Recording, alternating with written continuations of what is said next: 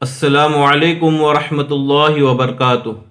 محترم حاضرین، اس سے قبل ہماری سورہ فاتحہ ہو چکی تھی۔ جیسا کہ میں نے کہا تھا کہ نماز صحیح طریقے سے پڑھنے کے لیے مخرج کے ساتھ سورہ فاتحہ اور چند صورتیں یاد ہونی چاہیے۔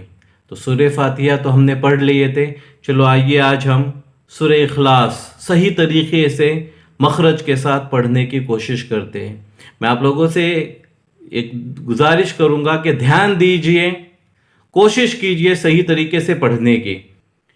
بسم اللہ الرحمن الرحیم، بسم اللہ الرحمن الرحیم، قل هو اللہ احد، قل هو اللہ احد، قل هو اللہ احد، اللہ الصمد، لم یلد ولم یولد ولم یکن لہ کفوا احد۔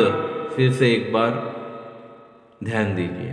بسم اللہ الرحمن الرحیم، قل هو اللہ احد، اللہ الصمد، لم یلد ولم یولد وَلَمْ يَقُلْ لَهُ كُفُوًا أَحَدٌ۔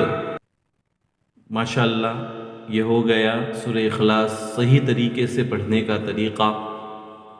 اللہ تبارک و تعالیٰ سے میں دعا گو ہوں کہ اللہ تبارک و تعالیٰ ہمیں قرآن پاک صحیح طریقے سے، جس طریقے سے اللہ رب العزت پسند فرماتا ہے، اس طریقے سے پڑھنے کی نیک توفیق عطا فرمائے۔ السلام علیکم ورحمۃ اللہ وبرکاتہ۔